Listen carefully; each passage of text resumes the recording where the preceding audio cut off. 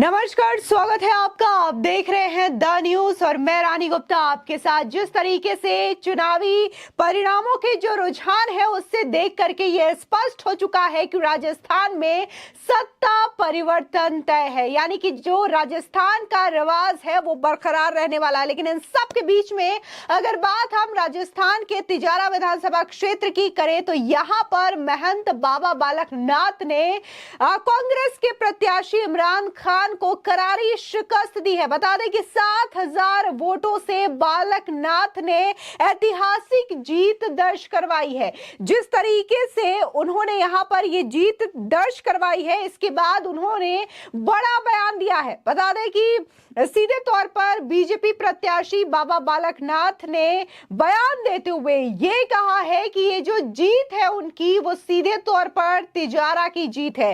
अपनी जीत को उन्होंने कहीं ना कहीं तिजारा की जीत भी कहा है, तिजारे की जनता को समर्पित किया है। देखने को मिला कि कैसे तिजारा में रिकॉर्ड तोड़ मतदान हुआ था। बता दें 86% यानी कि पूरे राजस्थान में सबसे ज्यादा कहीं पर मतदान या फिर वोटिंग का परसेंटेज रहा हाई तो वो था तिजारा विधानसभा क्षेत्र। और जाहिर तौर पर तिजारा की जनता ने पूरी तरीके से यह निश्चय कर रखा था कि इस बार तिजारा में वो परिवर्तन लाएंगे। और ये देखना दिलचस्प रहा कि यहां से बीजेपी के प्रत्याशी बाबा बालक नाथ को ऐतिहासिक वोटों से बड़ी जीत मिली है। ये सीट हमारे कार्यकर्ताओं ने जीती है और तिजारा की जनता ने जीती है और मुझे तो सौभाग्य दिया है वहाँ की सेवा करने का। ये सब सीट हमारे जो इतने कार्यकर्ता दिख रहे हैं उनकी मेहनत से और तिजारा की जनता ने जीती है। जीत उनको समर्पित है और हम उनकी सेवा में समर्पित हैं। आप एक एग्जिट पोल है जो मुख्यमंत्री का, उसमें आप सबसे ज्यादा मत प्राप्त कर रहे हैं राजस्थान में, तो ये मुख्यमंत्री का बड़ा चेहरा है। हमारे मुख्यमंत्री, हमारे प्रधानमंत्री, हमारा सब कुछ माननीय प्रधानमंत्री जी हैं और सब उनके मार्गदर्शन में चलेगा और सब उनके देखरेख में और उनके विजन के साथ में हमारा प्रदेश आगे बढ़ेगा। आपने एक बात कही थी कि बुलडोजर चलेगा, गुंडे भाग जाओ 24 घंटे के अंदर, क्या कहेंगे? आज देख लेना 3 तारीख के बाद में कोई नजर नहीं आएगा। सीधे तौर पर बाबा बालक नाथ इस वक्त सीएम फेस की रेस में भी सबसे आगे चल रहे हैं।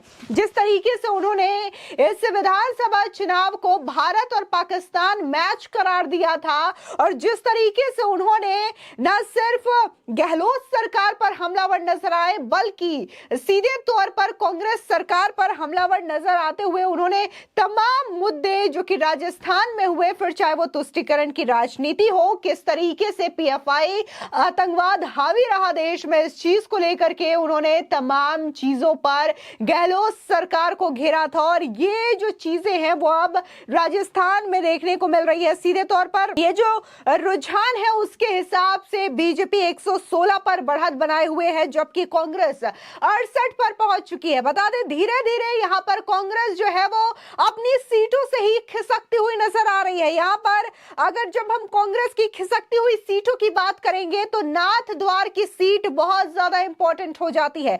दरअसल इस सीट से कांग्रेस के दिग्गज नेता और राजस्थान विधानसभा के अध्यक्ष सीपी जोशी मैदान पे उतरे थे, लेकिन यहां पर बीजेपी ने महाराणा प्रताप के वंशज को टिकट दिया था। बता दें कि महाराणा प्रताप के जो वंशज हैं उन्होंने यहां पर ऐतिहासिक जीत दर्ज करवाई है।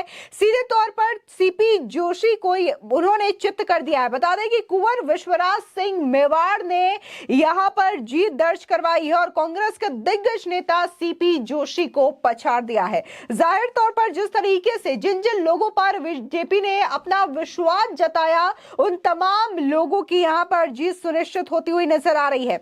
इसी के साथ ही आपको बता दें कि कैसे अगर हम जो राजस्थान में बीजेपी का हेडक्वार्टर है जयपुर, वहां पर जो तमाम बड़े नेता हैं गजेंद्र सिंह शेखावत और इसी के साथ ही जो राजस्थान बीजेपी के प्रेसिडेंट हैं सीपी जोशी, वो भी पहुंच चुके हैं और कार्यकर्ताओं में ये उत्साह देखने को मिल रहा है कि कैसे जमकर आतिशबाजी की जा रही है, रंग गुलाल उड़ाए जा रहे हैं, एक दूसरे को मिठाई खिला रहे हैं। यानी कि पूरी तरीके से बीजेपी जो है वो सरकार बनाने की तैयारी में जुट चुकी है। जिस तरीके से रुझान है उसके हिसाब से से ये कहना गलत नहीं होगा कि इस बार राजस्थान का जो रिवाज है वो बरकरार है और सत्ता परिवर्तन तय है। अशोक गहलोत का जो जादू, जो बार बार वो कह रहे थे कि कुछ भी हो, रिवाज कुछ भी कहे, एग्जिट पोल कुछ भी कहे, लेकिन कांग्रेस की सरकार राजस्थान में रिपीट होनी तय है। लेकिन यहां पर कांग्रेस की सरकार राजस्थान में रिपीट होना तो दूर की बात है,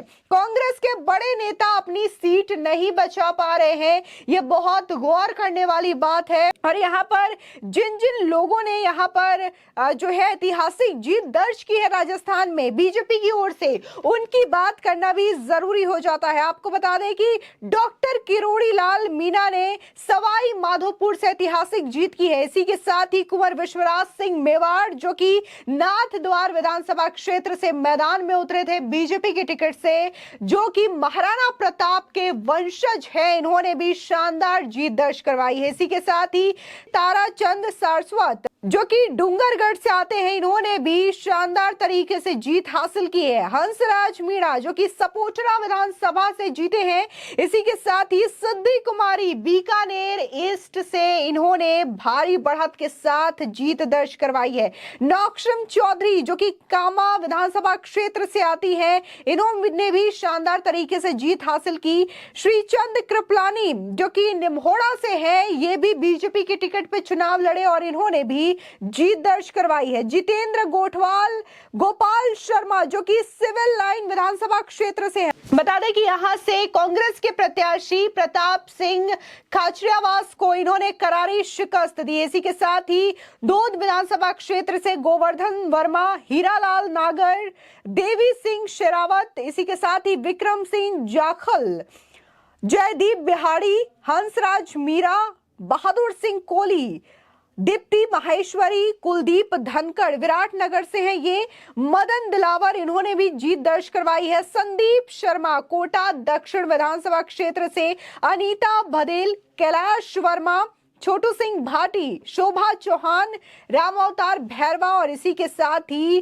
भागचंद डाकरा, दिया कुमारी, वसुंधरा राजे, बाबा बालकनाथ और इसी के साथ ही अगर हम बात यहाँ पर सबसे खास कही जाने वाली तिजारा सीट की करें तो यहाँ पर बाबा बालकनाथ ने जीत तो दर्ज करवाई है, लेकिन इसी के साथ ही एक और संत चुनावी मैदान में उतरे थे। हवा महल विधानसभा क्षेत्र से बाल मुकुंद आचार्य, इन्होंने भी भारी मार्जिन के साथ आर तिवारी को करारी शिकस्त दी है। कांग्रेस के आर तिवारी, बता दें कि हवा महल सीट को लेकर के ये कहा जाता है कि यह हवा महल सीट जो है वो सीधे तौर से राजस्थान में ये सियासी चाल बताती है कि आखिर इस बार राजस्थान में किसकी सरकार बनेगी।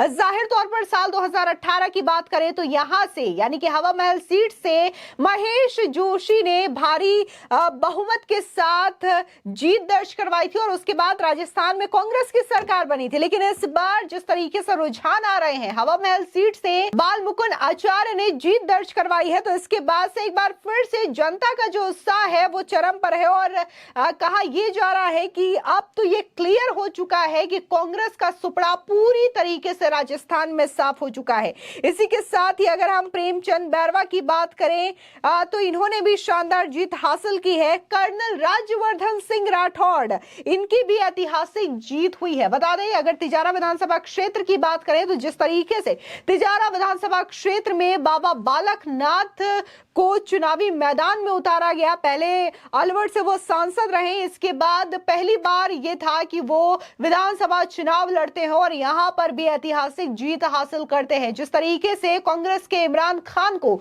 7000 वोटों से उन्होंने करारी शिकस्त दी है, इससे पहले देखने को मिला था कि कैसे बीएसपी के जो प्रत्याशी थे हेमकरण, उन्होंने पहले ही अपना समर्थन बाबा बालकनाथ को दे दिया, यानी कि ये पहले से ही वहां पर हेमकरण को पता था कि यहां से बाबा बालकनाथ का जीतना सुनिश्चित है, जिसकी वजह से वो पहले से ही उनके फेवर में आ गए थे, उनको अपना समर्थन दे दिया था। जाहिर तौर पर जिस तरीके से राजस्थान में इस वक्त जो रुझान है उसको लेकर के अब तमाम बीजेपी के नेता हो बड़े या फिर कार्यकर्ता हो, पूरी तरीके से कॉन्फिडेंट है कि भाई सरकार तो इस बार राजस्थान में बीजेपी की ही बननी है। और इन्हीं चीजों को लेकर के आज प्रधानमंत्री नरेंद्र मोदी भी दिल्ली हेडक्वार्टर से तमाम जो कार्यकर्ता हैं, दिग्गज नेता हैं, उनसे संवाद करेंगे, मनोबल बढ़ाने का काम करेंगे, क्योंकि 3 राज्यों में ये बीजेपी की शानदार जीत जो है वो एक अलग ही कहानी बयां कर रही है। क्योंकि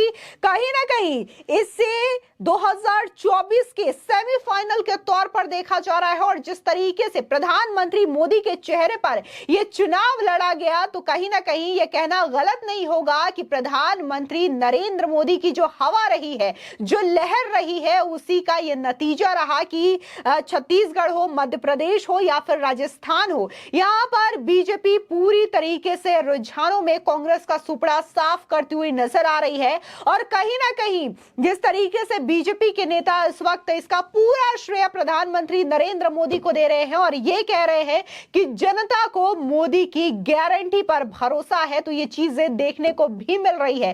कहीं ना कहीं 2024 को लेकर के बीजेपी जो दावा करती है वो इन सेमीफाइनल के चुनावों पे मुहर लगाती हुई नजर आ रही है। फिलहाल इस पूरे मामले को लेकर के आपकी क्या राय है, हमारे कमेंट सेक्शन में जरूर बताएं। धन्यवाद।